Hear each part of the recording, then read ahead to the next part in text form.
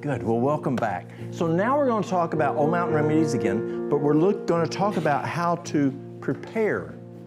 We talked about preparing poultices, and we're going to do more poultices, but we're going to talk about some other things also. So let's jump in at it. Now, I have a test question. Are you ready? So where do you think it's the easiest place to live and do what we've been talking about this weekend so far? In the country? Yeah, in the country. Oh yeah, come to Tennessee, yes. But in the country, you know, you're more prone to have those herbs that you can go harvest it yourself than if you live in an apartment building.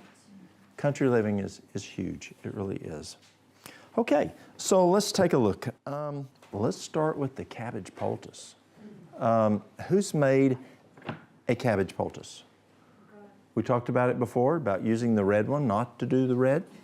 And so you can take the Cabbage Poultice and you can use it for pain. You can use it for inflammation. You can use it even for infection. But you've got to make it bleed. Now, you can put it in a food processor and kind of chop it up a little bit and apply it that way. But I like to, if I can, I just make it bleed. And so you can do it various ways. You can take a hammer and tap on it.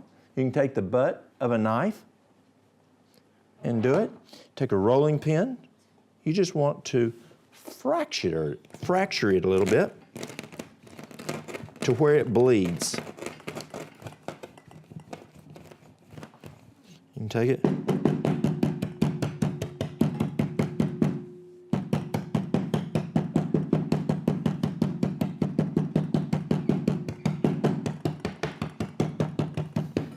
If you were to touch this now, it would be wet with cabbage juice.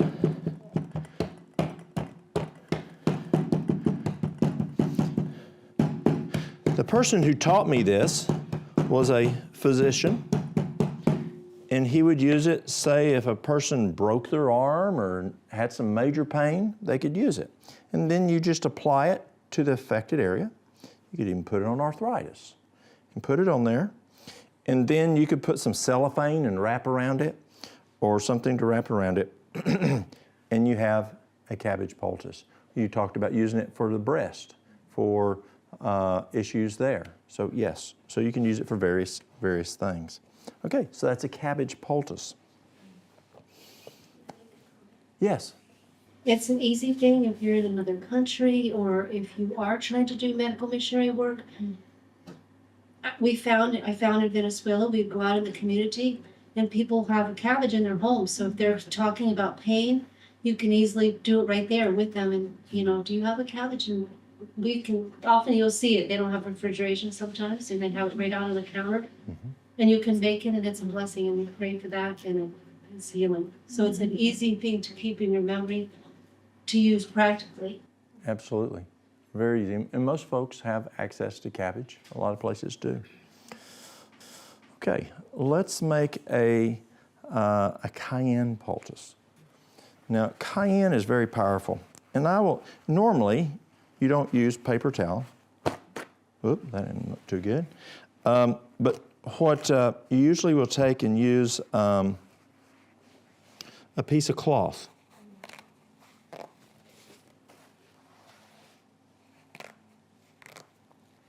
So let's say you want to make a Cayenne Poultice. And so what you do, take this like this, and I'll move this a little so we don't get it on the table here. And you can take, say, an old white T-shirt from a man. That works well. I like the white because of why? I don't want the dyes. And so you can take that, and then you can take and put a little bit of olive oil. And very carefully, this has a little large mouth on it.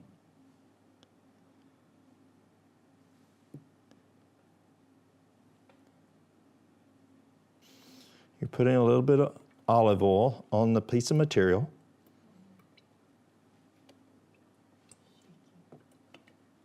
There we go. And then I'm going to take some cayenne pepper. Now, cayenne pepper is in different heating units. What you buy in the store is usually, say, 20,000. That's pretty normal, 20,000 HUs. If you go to a health food store, it may be 80,000, 100,000, 120,000, 160,000, 180,000, 200,000. And then you start rocketing. It might be 600,000. Or you could go to Carolina, North Carolina. It's called the Carolina Reaper. It's 3.1 million heating units. Very hot. But normally, what we use is somewhere in the neighborhood of 80 to 200,000 is what we use. And now what you're going to do, not a lot, just shake a little on here.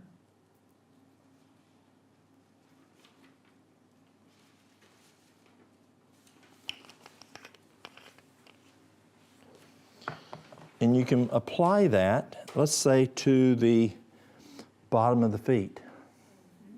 What's that going to do? It's going to increase circulation. Yeah. When you increase circulation, does it warm things up? Yes. It sure does. Can you get me some like hand cream? Let's make a charcoal poultice. Now, how many of y'all made charcoal poultices?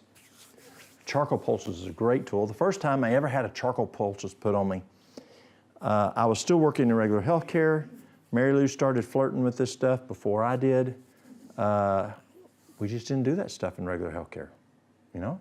And we were told the science wasn't there. Well, yeah, it works. It works better many times. So I was out mowing on a Sunday afternoon, early afternoon, and I ran across, do y'all have yellow jackets? Okay, you know what yellow jackets are? The little bees, ground bees. They're in the ground. What do you call them here? Okay, and I ran over a yellow jacket nest, and they lit me up. There was over 30 stings. I was shaking, literally shaking. So I went to the house, and Mary Lou's trying to figure out what to do. She's praying, and it comes to her to use charcoal, to do a charcoal poultice. She'd never done a charcoal poultice before, but she had read something somewhere to use a charcoal poultice. She said, lay down, lay down. And so she went and got charcoal poultice, and she made put some charcoal and put some water and made these little clumps of charcoal all over me where the stinging was. And it wasn't long, I quit shaking and I fell asleep. But guess what happened? I woke up shaking again. Why? Because she didn't use a binder. She just put water in the charcoal, and charcoal will not adsorb without water. Now, I say adsorb. That's a different word. There's absorb and there's adsorb. And what's the difference? So let's say that I have a sponge, and I pour some flour, dry flour, out on the table, and I have a dry sponge, and I go across it. The sponge will stick to the sponge, but it will not soak into the sponge. Make sense? That is called adsorb. But let's say that I pour water on the table and I take the sponge, it's going to soak into the sponge, and that's called absorb. So you see the difference. Well, charcoal does not absorb, it adsorbs. And charcoal has, it looks like volcanic rock. It's very porous, a lot of surface area. In a teaspoon of charcoal, there's as much square footage of space. It's the same as a football field. Thank you. You're welcome. And so it has a lot of surface area. So Mary Lou comes back and she's trying to figure out, why is he shaking? What's the difference? So you what? Assess. Assess, implement, plan, evaluate. API. We use that in healthcare. Who's a nurse? Anybody a nurse in here? Doctor? You use API. Assess, plan, implement, evaluate. So she assessed. What happened? The charcoal was no longer wet on me as a paste. It was dry powder again. Well, that's different. So I'm shaking. It quit shaking when I was wet. It's dry. So she thought, well, I'll just rehydrate it. She would rehydrate it. I quit shaking. We did that over and over until the situation was over. I was at the Station 2. We have 2 fire stations, one right on the interstate and one up on the mountain. And I'm at Station 2 and tones go off. We have a male that has been stung by bees. He's allergic to them and he's having consciousness issues. Can that be serious? It can be serious, yes. Ambulance was at level 0. They didn't have an available ambulance. So that was us to go stabilize. So I I say, okay, Walter, I holler to my son, Walter, we've got this situation. So he runs to his truck to get his med bag because his med bag has more in it than what we have on the fire truck's med bag. My phone rings. I pull out my phone, it's dispatch. Yes, where are you? I said, Station 2. Good, that's where I hoped you were. It's so-and-so. Well, so-and-so, I know the so-and-so. We live in a small community. He's very allergic to bees. And so I hollered to Walter, it's so-and-so. And he said, well, take my truck because his truck is much faster than a big fire truck. And so we took off up the mountain road, heading up the mountain from down in the valley part there. And we got to there, and the fella was literally conscious, non-conscious, conscious, non-conscious. His skin was as white as a piece of paper. His blood pressure was 70, 72 over 40. Is that good? No, his pulse was 118. And when he'd wake up, this guy is ex-military, he's ready to tear us apart. And then he's out again. And he's having some difficulty breathing. So I tell his wife, I say, I wish I had activated charcoal. Now this is how God works. She said, I have some. I bought it from you 2 years ago. And so she tells her brother, go get the charcoal. So he runs to get the charcoal and comes back and brings me charcoal briquettes that you cook with. Well, you don't want to use charcoal briquettes. It has lighter fluid in it, and, you know. She goes, no, not that one. It's in the bathroom. So he runs and grabs it and comes back. It wasn't far. And so I didn't have any binder with me. Someone had a water bottle that was standing there. They had the charcoal. Did I have everything I needed? I did. Yeah. So I poured it into my hand. Can I use your water bottle? Poured it in my hand. Mixed it real fast. And the thing, it wasn't bees. It was what we call ball-faced hornets. Y'all have hornets?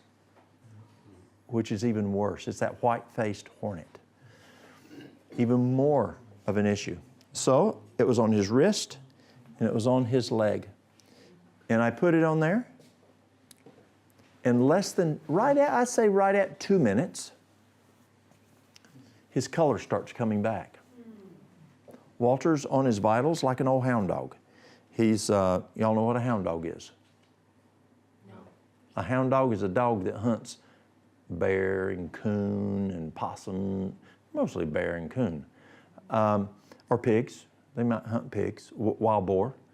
And so he's, really on the scent. He's monitoring vitals, monitoring what's going on here as I'm doing other things. And he had not noticed that I put the charcoal on. He was just doing his thing, monitoring vitals. And right 2 minutes right into it, his Skin tone comes back towards normal. He wakes up. He's not combative. Walter goes, blood pressure was like 190 over 70. Or, no, even a little higher than 190. Yeah, it's more like, yeah, it's a little higher than 190 over 70. Much better than 70 over 40. His pulse had come from 118 down into the low 90s, or into the 90s. And he says, Dad, his vitals are coming back. And then he looked over and he sees the charcoal and he knew what was going on. Very quickly, the guy, he's fine. He doesn't need to go to the hospital, he thinks. Well, I call, check on the ambulance. Ambulance is another 15 minutes out. They finally get there. And I convince him, you probably need to go on to the hospital and get checked out, as allergic as he was. And he didn't have anything else. And I just, you know, when I'm working fire, I have to be more cautious. It's not just when I'm by myself. Halfway to the hospital, the paramedic looks at him, and I explained to the paramedic what we'd done. And halfway there, the paramedic tells him, I'm going to wash that stuff off of you. I'm not going to get yelled at by the emergency room doctor. So he took it off. And the fellow told me within 1 minute, his lips went numb. And shortly thereafter, he passed out. Well, we know they gave him epinephrine, and they took him on in, and he did okay. But that's how effective the charcoal was and how much it was managing him perfectly fine. Take the charcoal off, and boom, he's right back to where he was again. Powerful, isn't it? Very powerful. So how do you make a charcoal poultice? Well, there's different ways. Yes, you can do as I did with mixing it. Then I learned to use it with flaxseed. So that's what we're going to do today. So we're going to use some charcoal.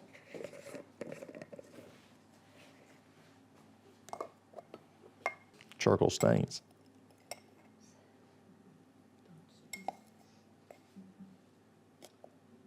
Does it make difference depending on what kind of charcoal? It does.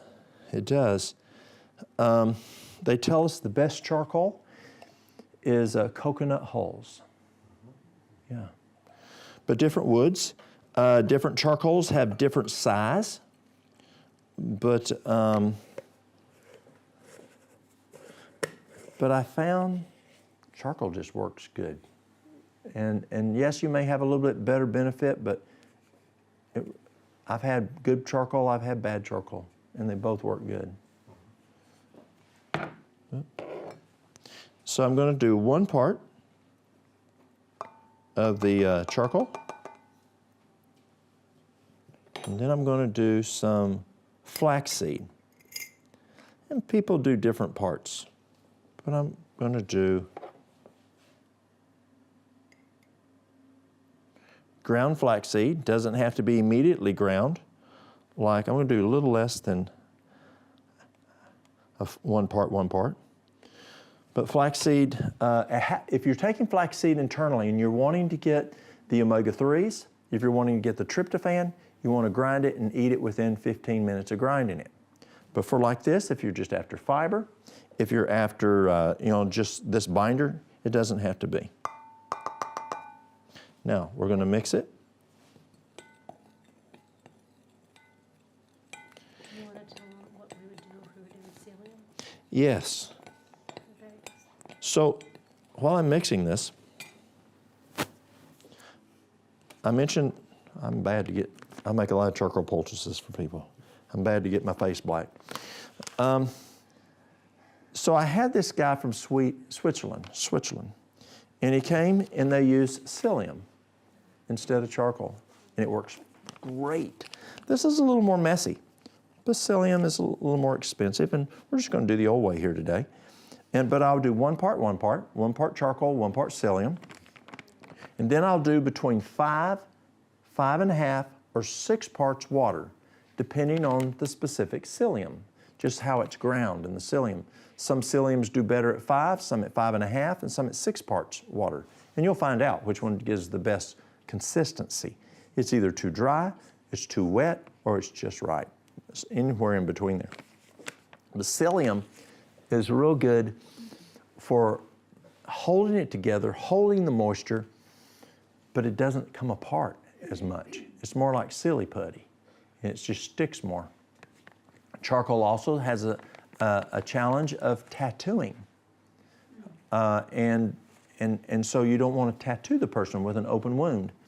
And so we put a barrier, like a wet paper towel or something to bury it, to be a barrier, but psyllium is less prone to tattoo.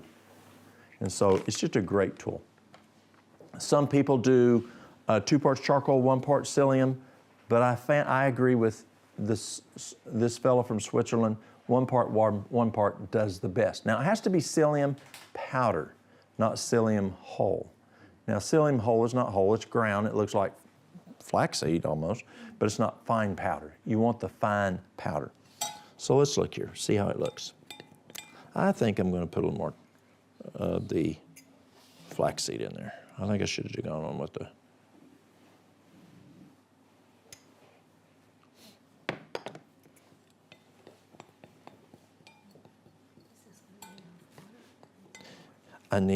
we'll just play with it and see. It's not as specific when I do the flaxseed. With the psyllium, you've got to put the right amount and put all the water at once. Because if you do, say, put a little, dilly-dally around, the psyllium starts to congeal. And you don't have all the water there, and it's just a mess, and it doesn't work. It needs to be all your water at once. And then at first, when I'm doing the psyllium, you think, he is plumb crazy. There's too much water. And after about 35, 40 seconds, this black ball comes. And you just keep mixing it about another minute and a half, 2 minutes, until it's just nice, just a nice black ball. And then I'll put it on a piece of cellophane, put another piece of cellophane, I'll smash it down to about 1/4 of an inch, or roll it out to 1/4 of an inch, and then I roll it up, and then it's kind of like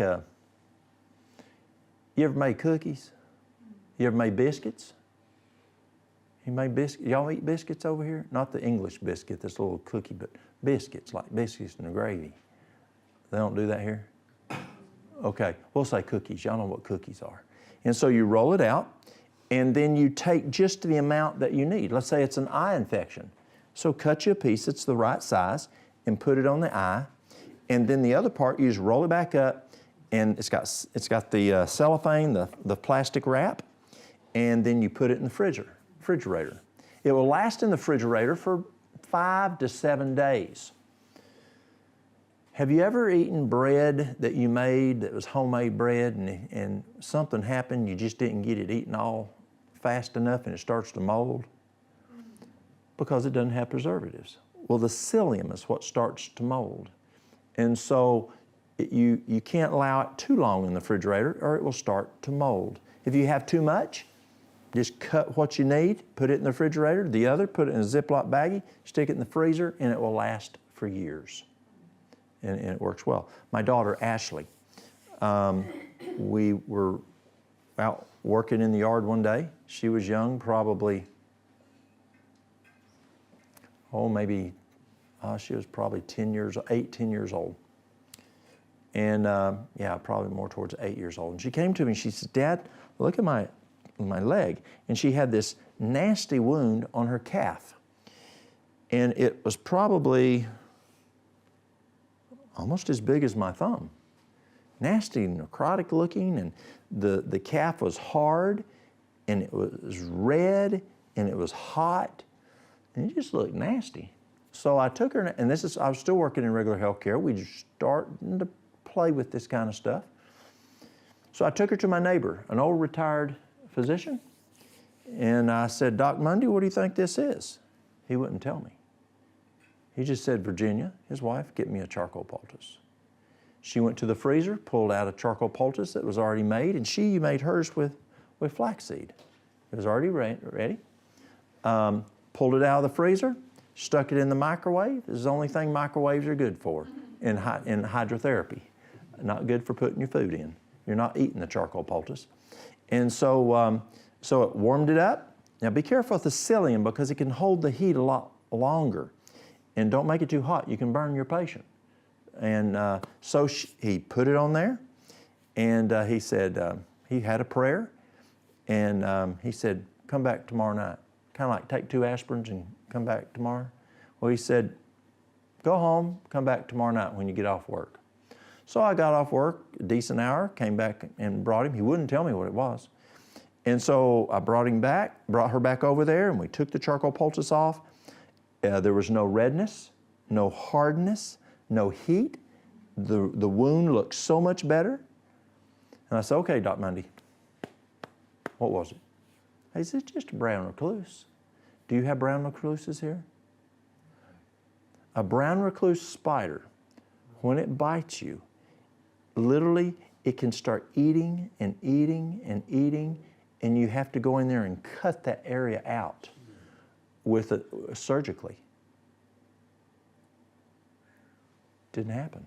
It causes the skin just to start dying because of the poison that recluse has. But this right here, now let me back up, and I think I clarified the first night. But does this heal? No. God heals. But God blessed this right here. And he gave me another charcoal poultice, and he said, put it on, use it for a couple more days. Last year she came to me and she says, Dad, now she's a little older, she's 33 now. She was 32 last year. She says, Dad, I don't remember, which leg was that on? There's no scar, none. And I guarantee, see, the reason Doc Mundy would not tell me, because he knew I would take her to the ER and they would cut that area out. And that would be very painful, a scar, and it didn't have to be by using a charcoal poultice. So. She did drink charcoal internally. She did drink charcoal internally, yes. Would there be another way to heat up the frozen charcoal? Yes, you can take a pot and bring your water to a boil or to heat and put it in that, it's in a Ziploc baggie, and just put it in there and that'll heat it. Heat it in some hot water on the stove. Mm-hmm.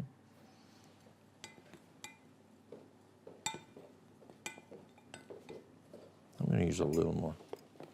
When I make some things, I'm like Mary Lou. When Mary Lou cooks, she's a dump cook. And sometimes I'm a dump maker. Yeah. It's been a long time since I've used flaxseed. I usually just use the psyllium. Okay, let's take some water. It's going to be a little, quite a bit. More than this. Probably.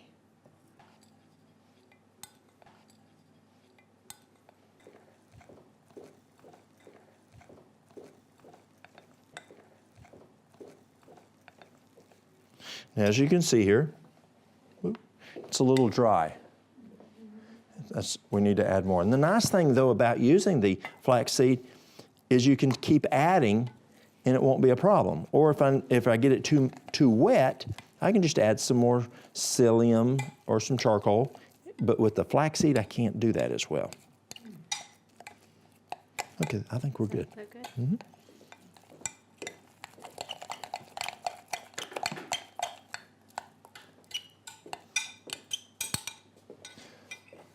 And so then what I'll do, I'll take this one. I didn't quite understand what you said about tattooing. Part? Oh, tattoo. Okay, so what can happen is if you have an open wound, the question is, what do you mean by tattooing? If you have an open wound, a cut or a hole, and you put charcoal poultice directly on top of it, as it heals, you then could have a black little scar there, and it tattoos you. And I don't understand this. What mixture does not cause that. oh, if I use the psyllium, it's less prone. With the charcoal. Instead of using the flaxseed, Okay. and I use the psyllium, it's less prone to tattoo. But you always use the charcoal. Yes, you're always using the charcoal, yes. I still usually go ahead and put a wet paper towel in between, even though when I use the psyllium, you can just put it totally on the skin. You don't have to you're not putting it in a paper towel as I'm doing here because it holds its integrity. But if I have an open wound, I'm going to put a wet paper towel just in case, because I don't want to tattoo somebody. If, you know, I had a nurse one time.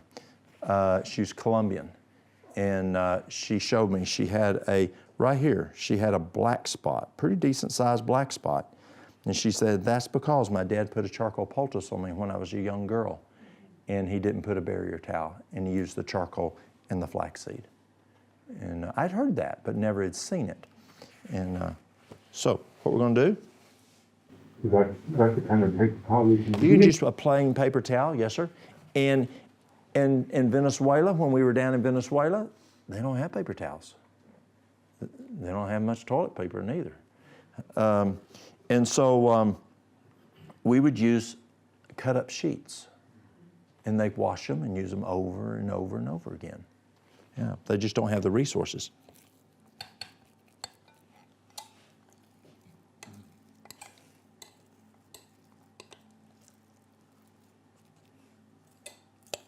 This is going to be a decent sized poultice. You've heard of Battle Creek, Michigan. I went to Battle Creek and worked with a physician up there, and he would make charcoal poultices for his patients. They would come to him with breast cancer, lung cancer, and we would put the poultices on the front and on the back. Do y'all know what a chuck is? A chuck is it's a disposable incontinent pad for a person, say, in the hospital. And so they have ones that you can wash, and this is a disposable one. It's probably about this size by this size. And we would cut it, and we would put charcoal in there and fill it full of this stuff right here and flatten it out to about 1/4 inch and place that whole big thing on the chest, put one on the back. When we'd take it off in the morning, it would stink terrible where we was pulling on the cancer. If you have breast cancer, it is wise to do symmetrically, to do both breasts. It's equal in look, but also it helps the other breast too, and we seem to have better benefit.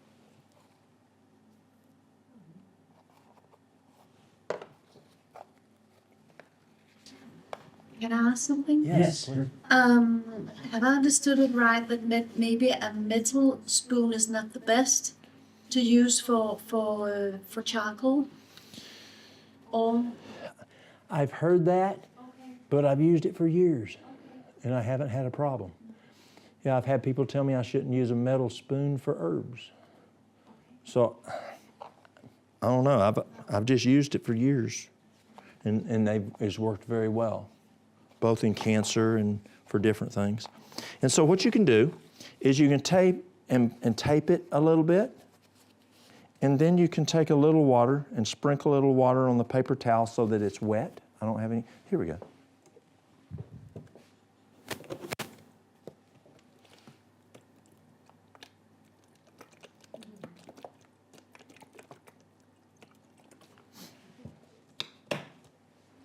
And then, this is a big one, and then you apply it to the affected area. This is pretty simple, but extremely effective. All right. Have you ever had rocket fuel? Anybody ever had rocket fuel? You've had rocket fuel. Yeah. Yes. So we're going to do rocket fuel. All right. Here you go. Now, rocket fuel, we can just put it right in here, make it easier. So with rocket fuel, we'll put 5 to 10 cloves of garlic. 1, 2, 3, 4. As you're kind of cut up. 5. Oh, we got a little piece left. There you go. 6. Okay, you had 6. Okay, so we got that. And is this our onion and a half? I mean, half an onion? a little bit more. Like a medium onion, I was thinking, no, you Yeah. need to just have it. Okay, yeah, it'll work. So let's leave just a little. That'll work. And then you have lemon? Okay, we got lemon coming. And then we're going to take honey. Now, is this typical here, white honey for y'all? Instead of the brown honey? Do y'all have brown honey here? Usually? Okay. You can use either one. It's fine. And so you want a tablespoon, but actually you want 2 tablespoons. Well, if Mary Lou was here, we'd do 3 tablespoons. Is honey good for us? Is it antiviral? It is, yeah.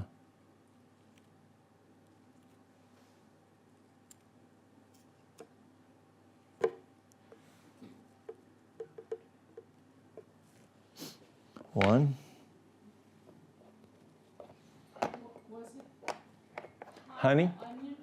Half an onion. Half an onion. Yes. If you have a big onion, a normal size, decent size onion, say an onion that's about 2.5, 3 inches in diameter, we do a half of that.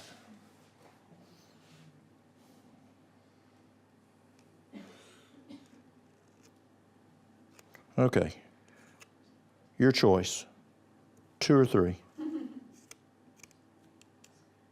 2. 2, gotcha. Okay, 2. Okay. Then we put normally a thumb of ginger. Do y'all buy ginger? A thumb of ginger, a piece of ginger the size of your thumb. But you can use a tablespoon. What would you say? Is that 2 tablespoons or 1? Okay, there you go. Okay, we'll put ginger.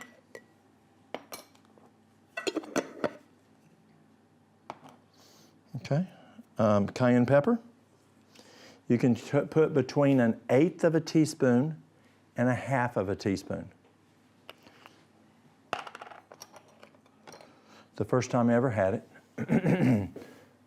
the choir was singing, and I had congestion. And Nora Ricono brought it to me and said, drink this. She put 10 cloves of garlic. She put 1/2 teaspoon of cayenne. I took 1 drink, and I said, and I set it down. She come back over, and she says, drink all. I drank all. I was sweating by the time I drank half of it. And it worked very well.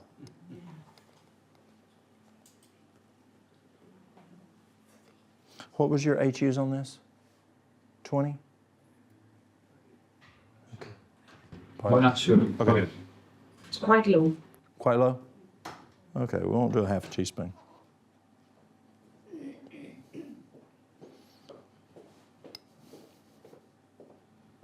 Okay. Okay, you gonna put that in there? The juice of 2 lemons.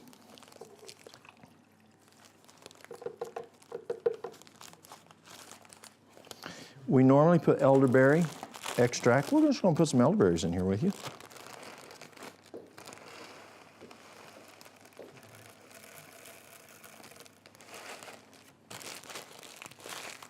One tablespoon? That'll work. That's about 1 tablespoon. I'll usually put 1 tablespoon of the extract. Okay. Are we missing anything, Mary Lou? Did you put the ginger? I did. Let's put the water.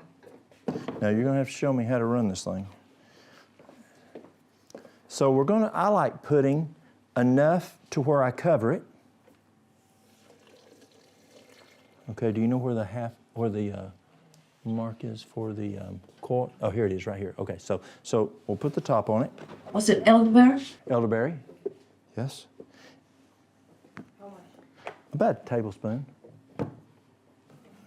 Okay. That's, okay, here you go. Go ahead.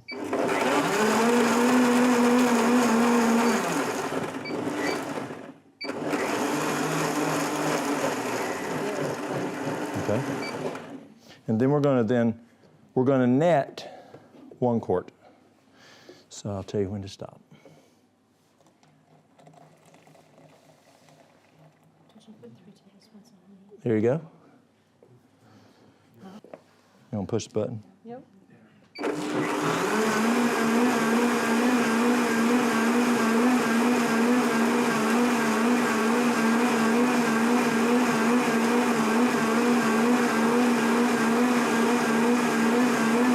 Okay.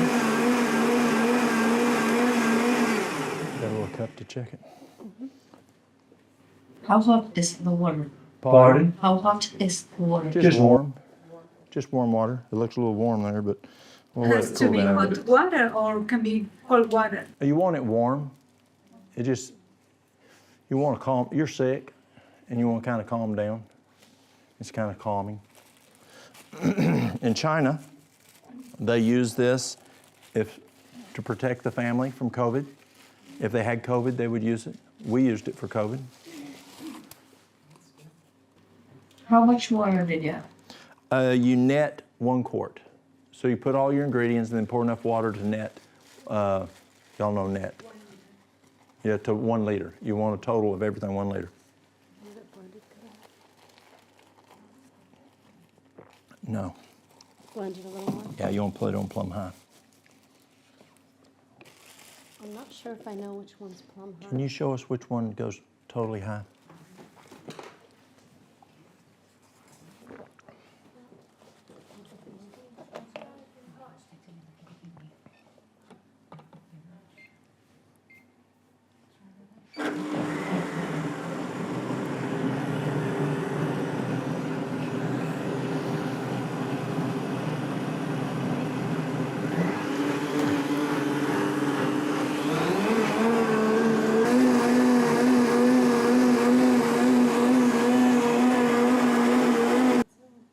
There you go.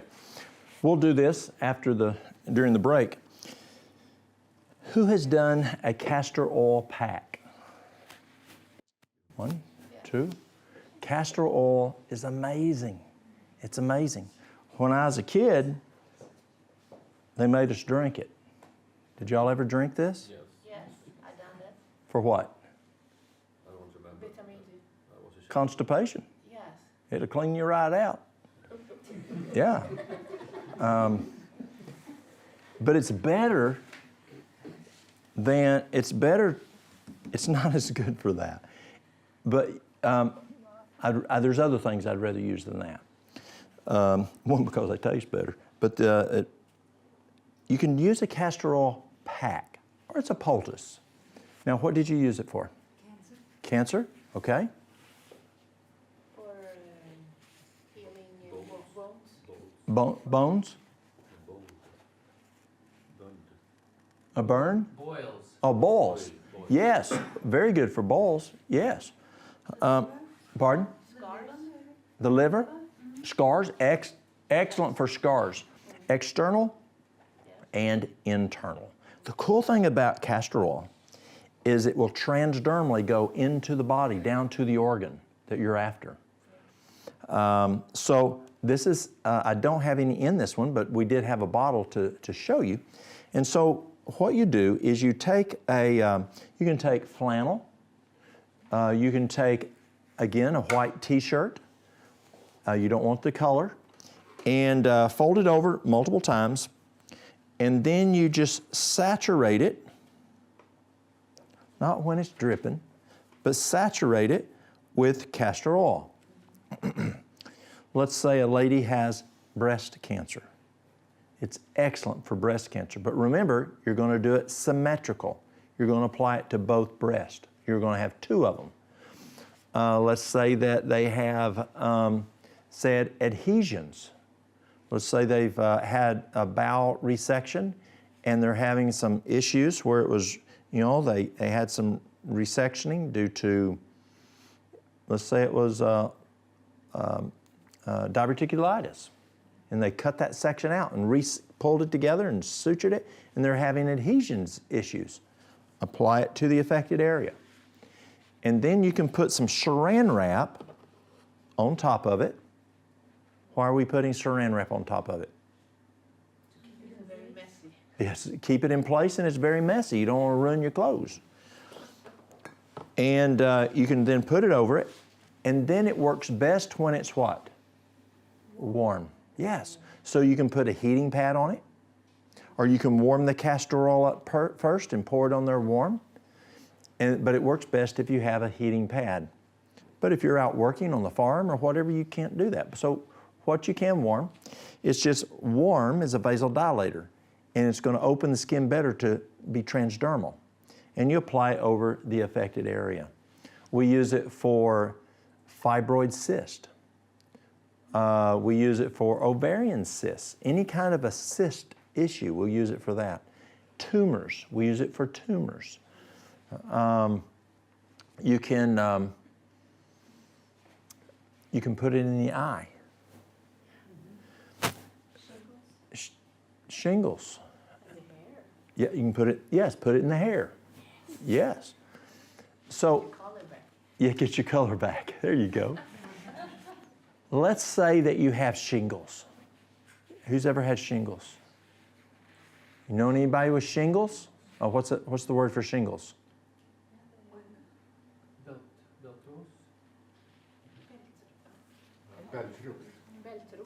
Okay, y'all know what that is? Yes. Very painful. So Dr. Agatha taught me part of this, and the other part I learned from one of my customers. She said you're going to use olive leaf extract. Olive leaf extract, 800 milligrams twice a day, and that is antiviral, and it's going to kill the shingles. Then you use B-complex 100, and take one each meal to 3 times a day. If you only do 2 meals, take it a third time and drink it with some water. Many times B-complex doesn't hit the stomach very well. Stress exacerbates shingles. Yes? Makes it worse. And then what Dr. Thrash taught me to use was the charcoal poultice. And we were using the charcoal poultice. Pardon? No, the charcoal poultice. And that's what we started out using. And this lady came in one day and she said, it's just not working. Do you have anything else? I said, that's all I'm aware of. And she, okay. So she went home and she started doing some research and testing. And she found that castor oil pack put over the, many times women will get shingles right through this region here. She put it right here, dried them right up. It can make them go in. Even if they're gone inside, but you still have that pain, the castor oil is very good to take the pain away. Isn't that neat? That's huge. Shingles are terrible, awful, painful. And so we use the castor oil pack for that. Anything else you can think of for the castor oil pack? Okay, I think that's What was it good for in the eye instead? Oh, you can put it in the eye for eye issues. I don't use it, but I know people who use it in their eye. Like a pink eye? Or? I would probably, for pink eye, I'd use something different. Some people get shingles in the eye, and so you can put the castor oil in the eye for shingles in the eye. For pink eye, the best thing, now, who's had cows? Okay, so we get a herd. And let's say we buy a herd or buy some cows and come up and they have pink eye. And so what Dad would do is he would take salt and catch the cow not looking and throw salt in the eye. Well, we don't do that to people. That's not very good. And the vet says that's really not even good, though the vets know that's what farmers do, or dairymen do, or cattlemen do. It's really not the best on the eye to throw salt in the eye. So what do? Well, you can use breast milk, fresh cow's milk, fresh goat milk, and it'll take that pink eye right away. Women in Africa, the American Indians, and the old Appalachian women, as they're breastfeeding the baby, they would squirt at least once a day milk into the baby's eye. Is that done here? Yes. And what it does, it prevents eye infection on the babies. And they'll do it till the baby's about 3 months to 6 months old. You can use salt water, which is a little bit better than throwing salt in the eye. You can do a charcoal poultice, but my favorite is a golden seal. Just a little bit of golden seal, make a tea, and then I will take it and I'll make a little small, just a very small amount, and then I will take a spoon, or even I'll take the blade of a butter knife. Well, that's plumb sticky. And I'll stick it in there, and I've got a little on the end of the butter knife, and I'll pour it in the eye. Or I'll take a teaspoon, and I'll put a little on there, and they're leaning over the sink, and I just gently pour it in the eye. Do that every couple hours, and pink eye is normally gone within 24 to 48 hours. Very fast, very fast. Works quite well. But I've seen pink eye go away using charcoal poultice. So there's different tools that God has given us for it to work. Let's say that we're going to make a herb poultice, and we'll finish on this one.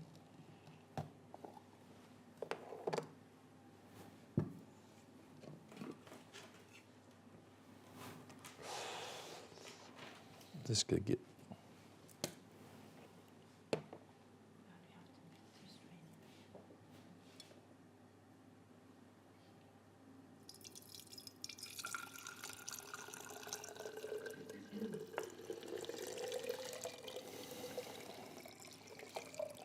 We'll have several samples for you. Samples of the rocket fuel and samples of the nettle tea. Now, what do we use nettle tea for? Hormones. What else did we talk about? Calcium. Nutritious. And, pardon? The adrenals. The adrenals? Oh, yeah. Thyroid problems, hormone problems, blown adrenals. Fibromyalgia. Mary Lou had some pain. And this is right as we were getting ready. Well, we were getting ready to go into this kind of stuff. Took her to a doc, and he goes, "Oh, it's her gallbladder, let's take it out." And I said, "No, let's not. Let's look at something else. Let's get some more opinions here." And actually, one of our nurses, an LPN, said, "I have fibromyalgia." And we checked it, and it was fibromyalgia. And we got to studying, and we found that if you address the adrenals, ashwagandha, astragalus, those are great herbs. There's a product called Adrena Sense. Adrena Sense, and that's what Mary Lou uses. But also the nettle has worked really good. It does. You're right. And what it does is it boosts the adrenals. And then her fibromyalgia doesn't bother her. Isn't that cool? They were going to take her gallbladder, and it wouldn't have fixed the problem. Osteoporosis. Yes, it's great for that. So then what we're going to do is we're going to make a poultice. This is how we make a herbal poultice. Now, I will a lot of times I'm doing it the old way here today, but let's say that I want to make it and I want to put the poultice right on the skin. And so I'll add just a little bit of psyllium powder in here. And if I need a little wetter, I'll pour the tea instead of water. I'll put a little tea in there, take a teaspoon, put a little tea, and then I'll make have you ever made a little hamburger patty? And it's moist, and then apply it on the affected area. Let's say the lady has breast cancer. Mary Lou used this. What's the problem with Mullen poultice, Mary Lou? It's just bad. And the problem is you're not just doing one, you're doing both symmetrically. And so you're itching really bad. But it's great for fighting the breast cancer. So what we do is take it, put that there. Better to use during the day and not when there's some. True, yes, good point. Uh-oh. I'm sorry, I shouldn't have done that.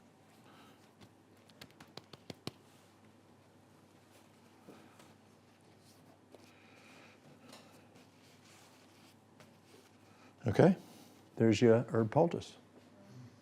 Very simple. Apply it to the affected area. You can put some saran wrap if you need to. Use some gauze, and there you have an herb poultice of any of the herbs you may be using. It might be Podiarco. It might be poke. Y'all have poke here? P-O-K-E? I said no. They said no. Okay. But there's just all kinds of herb poultices that you can make. It might be calendula. It might be red clover. And that's just a very simple way of doing an herb poultice. Any other questions before we close? So would you say you could attack something from different sides with drinking the tea, Yes. making the... Good point. Thank you. Yes. So if we're dealing with cancer, I like drinking the tea.